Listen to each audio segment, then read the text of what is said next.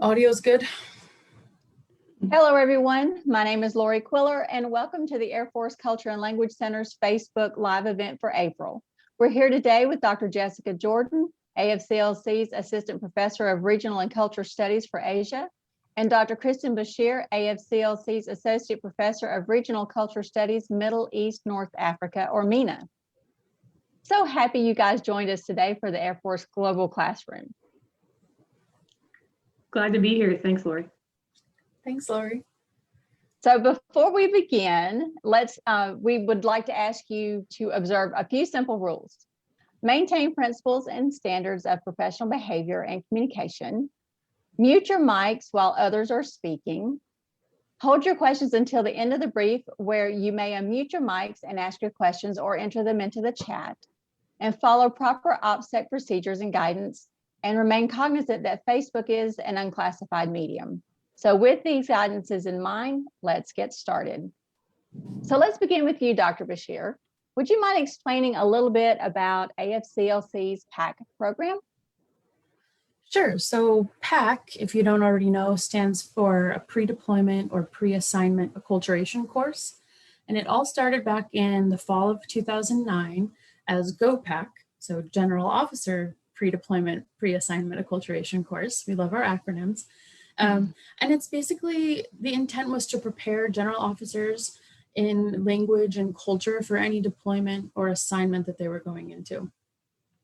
Each PAC shares a tailored design and data-driven course curriculum using pre-course assessments to craft the curriculum, in-course feedback to adapt if needed as we're going, since we have a short time with our student, our senior leader, and post-course assessment to ensure that those learning objectives have been met. So it's tricky to talk about because each PAC is tailored. That means it's different in content, in length, but what they all share in common is basically these four things is what I've tried to limit it down to. The first is that we try to meet the students where they are. So taking into consideration their previous experience, the who that they're bringing into the course. The second is the time and place into which they're deploying. So, you know, an assignment in Afghanistan in 2009 looked very different than one in 2019, for instance. The third is the role that they'll be taking on. So a TAC air role, a train advise and assist role might be very different than one that's more just logistics based. And then the fourth that pretty much every PAC shares is a team teaching approach. So it's not just one person with a slide deck talking to you for X amount of hours. We realize that the environments are complex that these students are deploying into. So we try to craft a really diverse array of perspectives and experiences into the teaching team so that that senior leader is exposed to a variety of different perspectives about the matter. So each PAC basically will be, there's no one like the other, but they each have kind of these four things in common. And we lead that at AFCLC. So we're our team of in-house faculty experts with assistance from colleagues from across Air University and external organizations make up that team teaching approach. And in these, since the fall of 2009, we've had 119 students complete a PAC that's ranging across different branches of the armed forces, different enlisted or officer corps, and nearly all COCOMs, which we'll talk about a little bit more. Thank you. So Dr. Jordan, because the pandemic has had closed a lot of the borders and the airports and sent millions of folks into a teleworking posture, it must have also affected how the PACs were managed and delivered as well. Yes, exactly. The pandemic actually accelerated the growth of the program by transitioning to, by necessity, a virtual delivery format. But even before the pandemic, actually, the program was so successful that it grew in 2018 to include not just general officers, but also colonels and other leaders in different positions across the globe. So actually what happened is the pandemic ended up accelerating an already existing expansion that we were experiencing. Again, by forcing us to move to the virtual format, it enabled people who might not otherwise have been able to travel even in normal times to attend the virtual sessions. And so, as Kristin alluded to, we ended up growing in 2018 and 19 and beyond to include not just CENTCOM, but also Indo-PACOM, AFRICOM, EUCOM, other parts of the other MAGCOMs and combatant commands, other parts of the globe. And now we are thoroughly a global, including Southcom, this year is the recent addition. We are truly a global program. And so the greater flexibility afforded by the online delivery has enabled us to reach out and impact and help that many more people. So on average, about how many PAC courses does AFCLC produce in a year? Well, you're probably getting the impression that there's really no standard because every course is different and every year is different. But I'd say on average, around 12 to 15. This year, we're looking like we're on par for more like 20. Oh, wow. And that number is also a little hard to measure because sometimes we'll have, for instance, I have a CENTCOM coming up where we're going to combine a couple different positions from the Gulf since they share some common core instructional blocks, and then we'll break them out into two different tracks when it's country and role specific. So each iteration usually is a one student to 3, 4, 5, 6 instructors. But sometimes if it makes sense, based on our pre-course data-driven tailored design, we'll add another student into the mix as well. So like I said, this year we're looking like we're going to be closer to 20 with that addition of Southcom and growing emphasis on Indo-PACOM and all of our normal CENTCOM, AFRICOM, and EUCOM positions. But it's varied from year to year. You have both mentioned that the PAC program it's such an intensive training program, and because of that, you're tailoring it to the people that are in the program itself. How do you prepare for a program that's so tailored to the person that's taking the program, because it's so varied?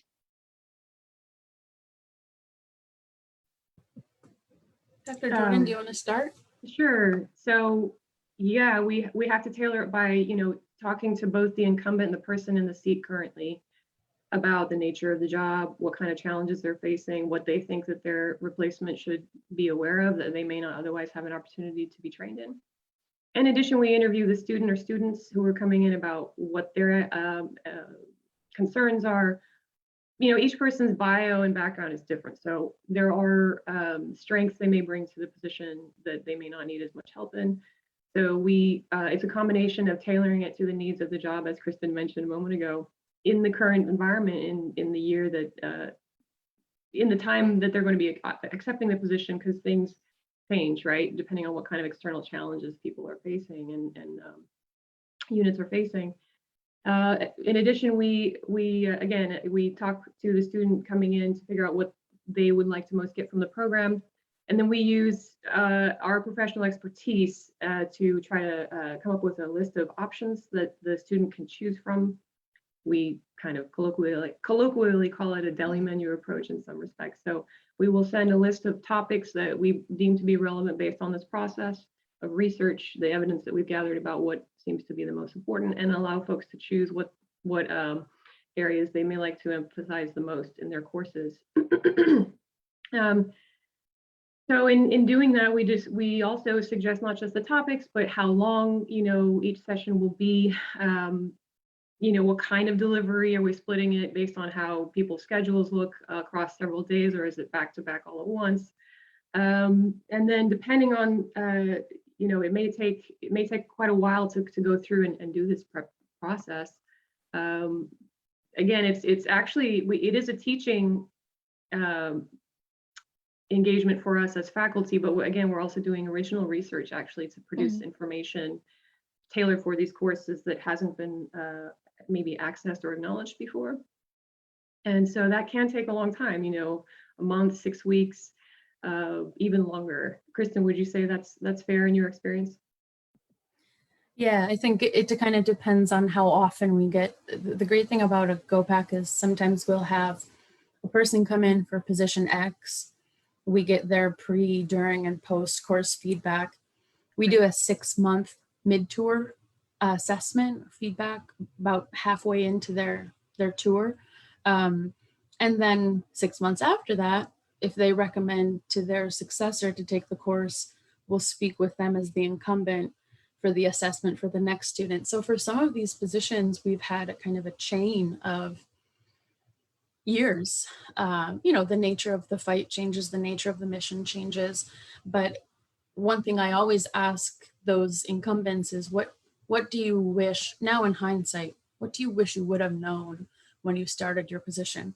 And then I can use that to prepare his or her successor going in. So in the ones that have stayed kind of stable, that might only take about 4 weeks to prep. In the ones that are a brand new position we've never done before, that might take like 12 weeks to prep.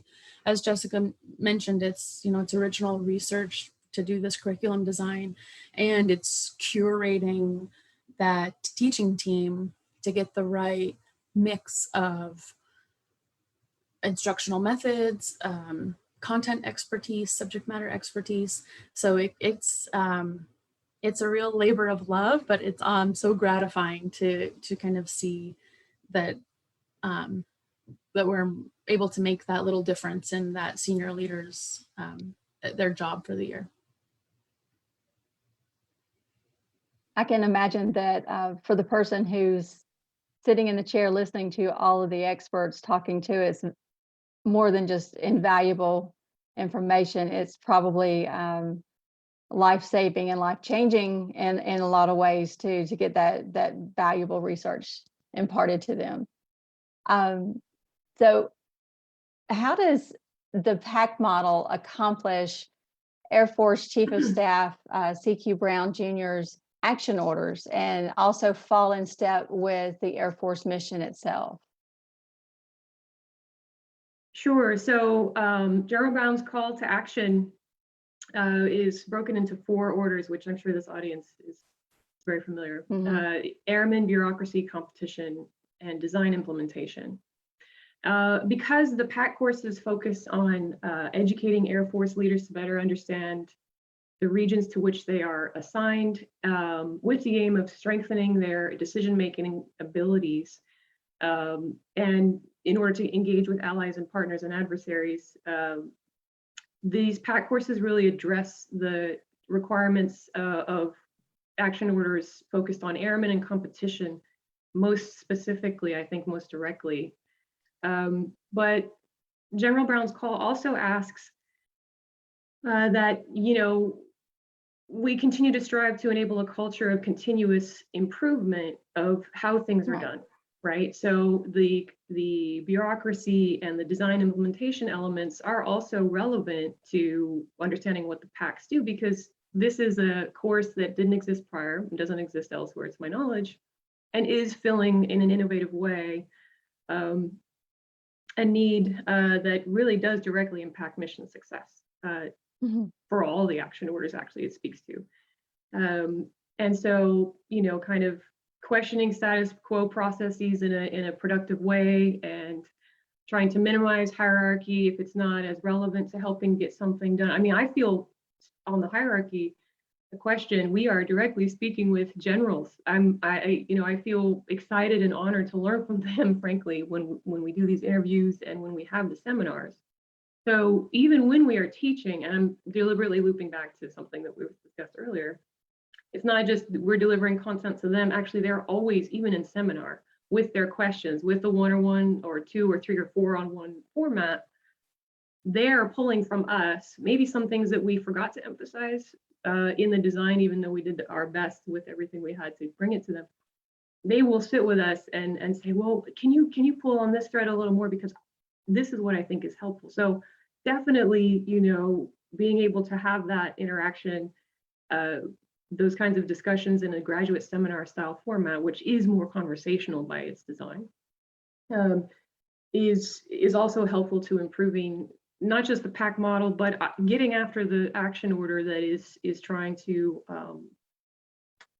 maybe strengthen the way that things are done by sometimes, well,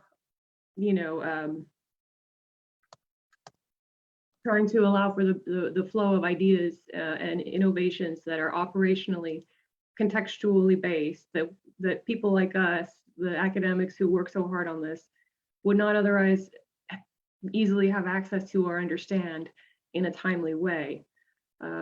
So I think in general, the all of the action orders are touched by this, particularly in strengthening the quality of airmen, and in order to better face the strategic competition environment that we're facing today. Kristin, do you feel like— I hesitate to add anything because I don't want to undermine your like mic drop perfect answer, but your beautiful answer made me think of, some of the other things that I want to like brag on you about that we've forgotten to mention. You mentioned the word seminar. I'm sure, I hope for the people listening, how much pre-deployment training have you done that's just kind of like a computer-based training, like click, click, click. This is the rare moment in a leader's pre-deployment training, of which there's so much, or qualifications and all of the flight hours or something, everything you need to do to get ready for deployment. This is the rare chance to kind of sit back, be a student, ask questions, challenge knowledge that's kind of been like, oh, that's just the comment, that's the way it is. No, let's challenge that, let's dig into that. So we really try to set that up to the students so they know this is this is the space to take that time to kind of sit back and leave your emails aside and just ask some big questions. And it's so great to see people kind of get out of their command voice just for a couple hours and let themselves be like a grad student again. And Jessica mentioned that it's unique. I think we're, as far as we know, this is the only such offering. And that's been kind of validated for us because we've had not only Air Force senior leaders, but also Marines and some Army leaders join in our courses. We've even we mentioned that we expanded from GOs to include colonels, chiefs, some OSI PACs. Well, we've also expanded to include, entire command teams. So maybe a general wants to bring his chief with him and some of the colonels that will be part of his command team. In the past, we've always told our GO, share this with your folks when you get there. But it's really fun to see them, instead of just when they get downrange, invite them to the course, let's make it a group effort. And in fact, to that end, one time we even had, for an assigned accompanied mission, both the general and the chief brought their spouses to the Go PAC, Chief PAC, because, they're part of the mission success downrange as well. So I really think this is just force readiness. Yeah. Bottom line. It's a good way to put it. Yeah, I was going to add, and in the most adaptable and agile way, because we're constantly flexing based on feedback, based on research, based on what we see the shifting needs are. We can't just create a course and let it live. Particularly with this format, it has to be very tailored. And to that end, and thank you, Kristin, for bringing all those details also, which I failed to mention. I wanted to also say that another form of feedback we get is personal contact. I mean, I'll speak for myself. I'm sure you've had this too, where people will email and say, hey, this thing that you mentioned, I'm seeing something going on. Can you help me understand this in the context of what we were talking about? So yeah, we are here for reach back as well, that one-on-one, like direct line to make something less ambiguous. And I think that really adds a lot. So instead of just letting something slide, maybe someone who's facing a challenge or seeing a tension with host national relations management or what have you, reach to us for support, because that's what we're here for, and really love being able to do that. Sometimes it involves, I speak fluent Japanese, so sometimes it's like translating. I'm happy to do it case by case for the leaders, right? Signage or things that they see where they may not actually have quick access otherwise to being able to understand it in a way that makes sense for what they need to know. Well, we have a few questions for you ladies, if you're ready. Absolutely. So the first question is, how does a senior leader enroll or sign up for a PAC? So we have a wonderful administrative team that helps us coordinate these. And maybe while I'm talking, someone can pull up just the AFCLC et al. Office email to get in touch. We reach out usually when the assignments have been announced to key positions that we think we can really serve. So if you're in such a position, you might be hearing from us first. But if that's not the case, or if there's positions that we're not aware of, absolutely reach out to AFCLC. If it's something we can provide, we're here for that exact reason.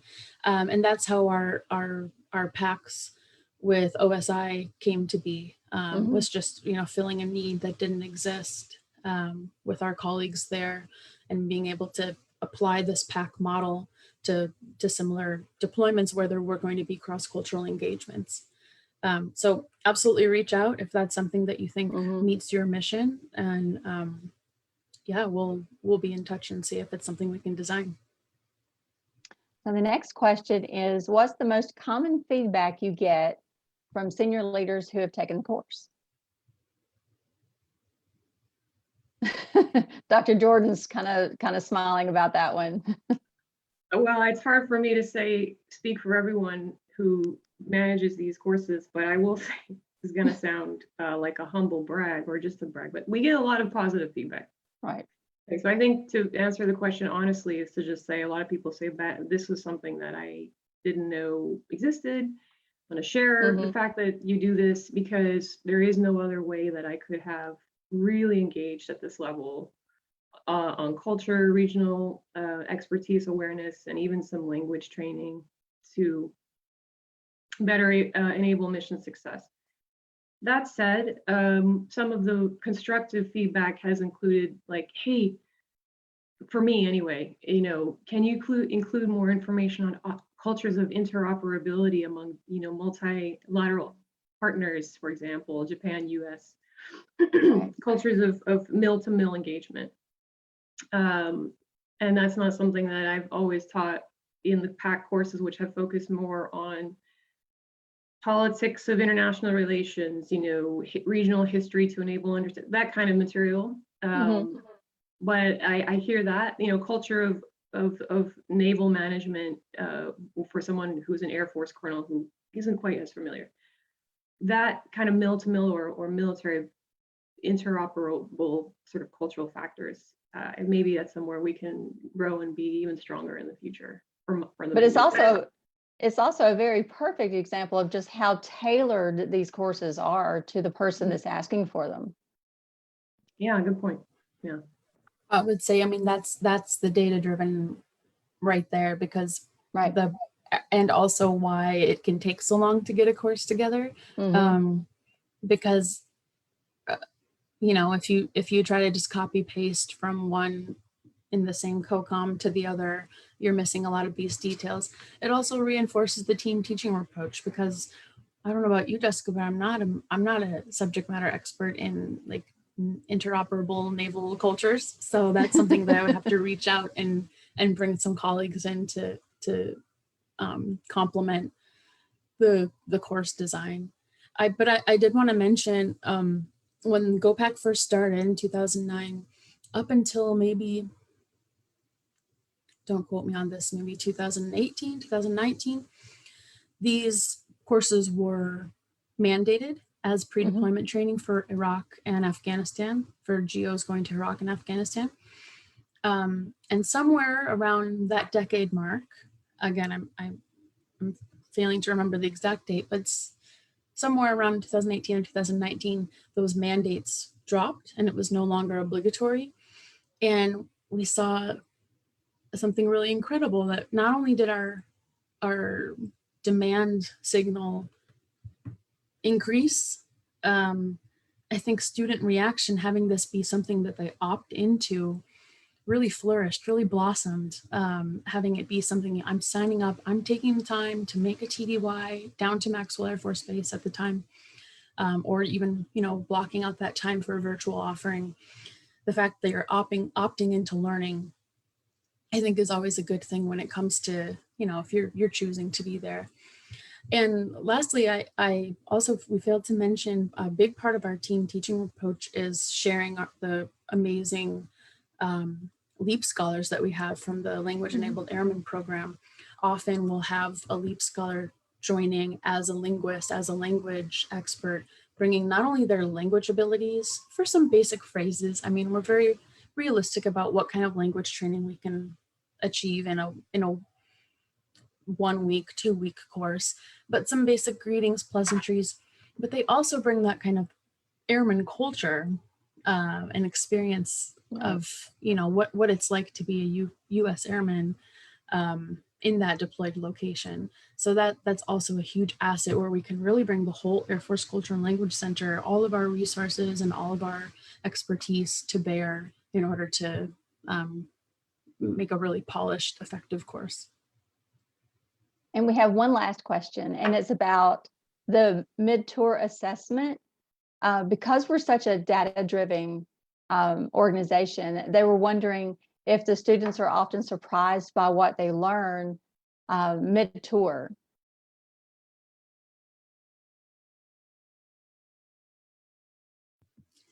I don't want to take the floor, Jessica, if you have something to chime in. But I'll start, and then you can add to it, because I'm sure I sound like a broken record by now, but this tailored nature also means we get really tailored feedback, and so there again, everyone is getting different constructive feedback and positive feedback from the courses. I think we often get the answer of like, "Wow, I just saw what you told me I was gonna see," and that's really satisfying as an educator. Like, yes, we got something right. We prepared you for something that we knew you were very likely to encounter. Sometimes we also get really helpful, really practical answers because, we're academics, we're civilian academics, not having served as active duty airmen. So sometimes it'll be a really practical nugget about gift giving or, a PA process or I remember once, trying to get through a plumbing issue with your base host from the host nation. So these kind of like really applied, hands-on, practical examples that we can then learn from ourselves and make sure to prepare for the successor. So I think by the time we get the mid-tour, it's been about 6 months. They're firmly doing their job in their seat, owning their role. I wouldn't say it's surprise so much, but it's kind of a mix of that gratified, like, wow, the thing you taught me was really helpful. And also the, hey, heads up, next time you talk about gift giving, make sure you include how to properly thank your host or, something really practical like that. That's been my experience. Yeah, to chime in, I mean, yeah, exactly. As Kristin mentioned, the extent to which everything we discussed is coming up in the job, they overwhelmingly a sense of, hey, you hit the nail on the head here, and thanks again, because in my case, I've had people say,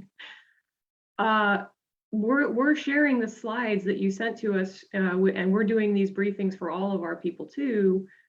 Do you have a publication yet? I can just like buy the book or the issue, where's the publication? Where's the published textbook? So where's your book? I'm gonna flip yeah, right. So that's given me an idea as an academic. But it's flip the question that you asked a little bit, and that it's a surprise to me, the extent to which they're using that and sort of passing along to folks who have a need to know that they up for the information. Right. Yeah. But then in addition, the kind of operational cultures aspect that I mentioned earlier is something that is a suggestion for future.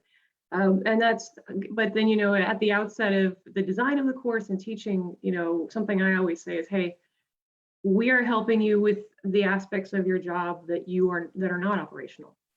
essentially. I mean, it's a little more complicated than that because obviously Right. protests outside the fence do have operational implications. But that's just the area we're in. It's the culture region. You're not operating in a vacuum type message, which people Mhm. intuitively understand, but the details of exactly what that means is what we do with PACs. And so by design, to some extent, to a large extent, the meaningful part of what the PACs get after is not the operational. Obviously, we're not going to be able to do that completely, but cultures of operations, that's a different Right. area that I think for at least my role, I'm going to continue to explore and grow for PACs. Well, that was all of the questions that we have today. Do you ladies have anything else that you'd like to add about the PAC program? I think these packs are like my little babies. I could probably talk till I'm blue in the face about them, and I keep remembering like other little nuggets that I wanted to share. But I think we hit the major points, and of course, we're always here for reach back. If anyone is watching this maybe after the fact and has some questions, just let us know. Of course. Dr. Jordan? Well said, Kristin. I think we covered a lot of it and happy to be a part of it. Thanks so much, Lori. Thank you, ladies. Thank you all for joining us today. Dr. Jordan, Dr. Bashir, my outreach partner behind the scenes, Ms. Michaela McCurry, and many thanks to all of you who joined us for this episode of the Air Force's Global Classroom. And remember, we are AFCLC.